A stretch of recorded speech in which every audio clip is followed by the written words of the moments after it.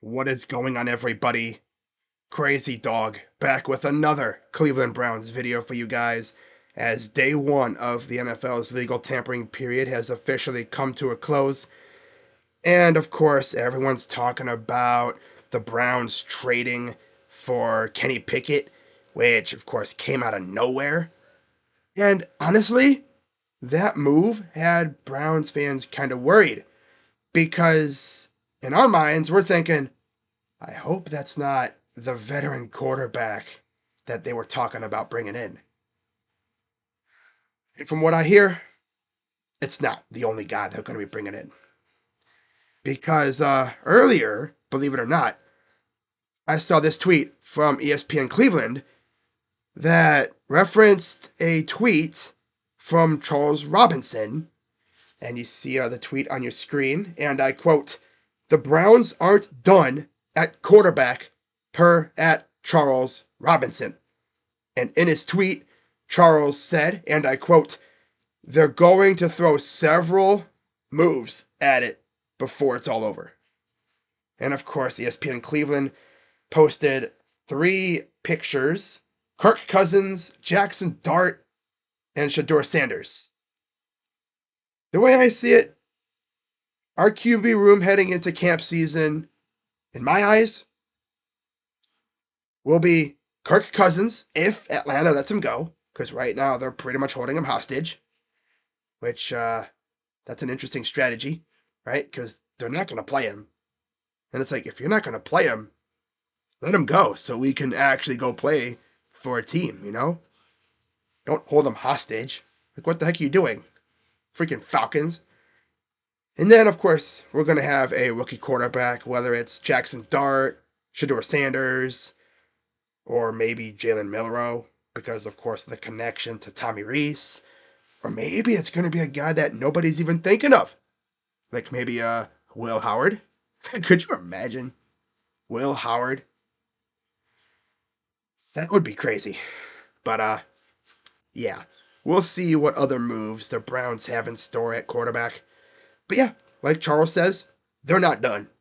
Because you look at the quarterback room right now for the Browns, all they really have is 2 quarterbacks: Deshaun Watson and Kenny Pickett.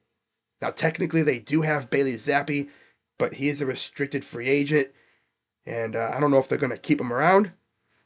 But from what I understand, that QB room is going to be very different from last year. Because Jameis most likely ain't coming back. Of course, DTR is gone. And they're going to bring in a different veteran as well. So, we'll see what happens, right?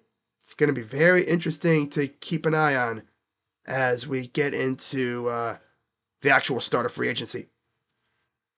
Now, let's talk about the main part of this video. Because earlier this evening, I was scrolling through Twitter, and I saw this tweet from Adam Schefter. And this is what Adam said, and I quote, "The Browns have notified defensive tackle Dalvin Tomlinson that he will be released at the start of the new league year. Tomlinson will be designated as post-June 1st cut, but can officially sign with a new team at the start of the league year on Wednesday." How does this affect the Browns' defensive line room right now, especially at defensive tackle? Well, I'm just going to say this. The departure of Dalvin Tomlinson leaves a ginormous crater defensive tackle for the Browns, because right now, as of the filming of this video, the Browns only have at defensive tackle Mike Hall Jr., who's hurt. I don't think he'll be able to start the season because of a knee injury, I believe it was. Shelby Harris, Sam Kamara, and Jawan Briggs. Now, they also have Michael Dwumfor, but he's labeled as an exclusive rights free agent, and even if he does make the team, I don't see him doing much. So, I think they could definitely go out and sign two defensive tackles and draft one. That's what I would do. Now, as far as who I would sign, you see the thumbnail. I would love one of those three guys shown. Of course, Draymond Jones, I've talked about him before. Jonathan Allen, who was recently cut by the Commanders. And Javon Hargrave, who the Browns went after hard in 2023, I believe, when they actually signed Dalvin Tomlinson. Same thing goes for Draymond Jones, too. So I could really see the Browns swinging back on Javon and Draymond to maybe try to bring one of those two guys in, right? You look at Javon Hargrave, he's 32. He actually just turned 32 in February. So he is kind of older, right? He'd be more of like the Mo Hurst type. By the way, I could see them bringing back Mo Hurst too. I would love to bring back the belly rubs. Ooh, that's probably my favorite freaking sack dance, aside from Zadarius Smith's army crawl. Really, but yeah, I think Javon Hargrave would be a solid option. You look at his stats real quick. Obviously, he went off in 2022 with Philadelphia. That got him a big fat ass contract from San Francisco when the Browns were going after him. He actually earned a Pro Bowl nod in 2023, had 7 sacks, played in and started 16 games. The year prior in Philadelphia, 2022, played in and started every game. And pretty much for his entire career, he was essentially like very reliable when it comes to staying healthy. And then this past season, he got hurt, only played in and started 3 games, had 1 sack. So if I'm Browns, I'm at least, giving him a look. Coming off an injury, give him a chance to show himself, what he can do. Prove himself. Give him the opportunity to earn an even bigger bag in a year or two. I can see them doing that. Especially because Andrew Berry doesn't usually give large contracts to old players, but who knows? Now, Jonathan Allen, on the other hand, he just turned 30, and you look at his stats, he's coming off a season where he only had 3 sacks. He played in 8 games, started 7, but prior to that, pretty much almost every year, he was, again, very healthy. I mean, 2017, he played in and started 5 games. Didn't really do much that year. And then 2018, played in and started every game, had 8 sacks. 2019, played in and started 15 games, 6 sacks. 2020, played in and started all 16 games, 2 sacks. 2021, Pro Bowl year, played in and started every game, 9 sacks. And then 2022, another Pro Bowl year, played in and started 16 games, 7.5 sacks. 2023, played in and started 16 games, 5.5 sacks. And then, like I said, this past season, played in 8 games, started 7, had only 3 sacks. Didn't really do much either because of injuries and stuff. So, again, another guy who could come in and have the chance to get a bigger bag down the line. But again, he is kind of up there in age. Not sure if we'd be willing to bring in a guy like Jonathan Allen, because I'm sure he's going to be getting a decent sized contract from somebody. Now, if they don't go after those guys, who else could they go after?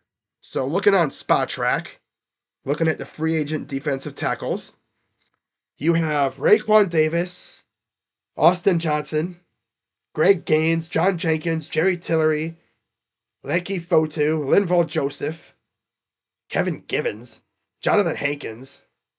Wow. Levi Onwuzurike, Derek Nottie, Taven Bryan. Jeremiah Ledbetter. Of course, Mo Hurst. Benito Jones. Yeah. Like, not really a lot of good options there. So, yeah, we'll see what they do.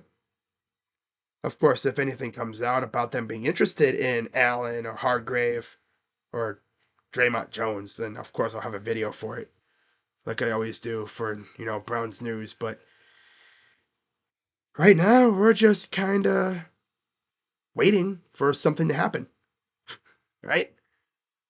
Because it was a very quiet day one of legal tampering for the Browns, aside from the quarterback stuff, of course. But I'm sure Andrew Berry will get to work at some point. He's probably just planting the seeds for possible signings today, and then hopefully tomorrow he'll make things happen. Because again, they have holes. Oh, they have holes almost everywhere on this team. They could use at least one receiver, especially a receiver two, to go along with Jerry Jeudy, unless they trust Cedric Tillman to come back from a concussion. Right?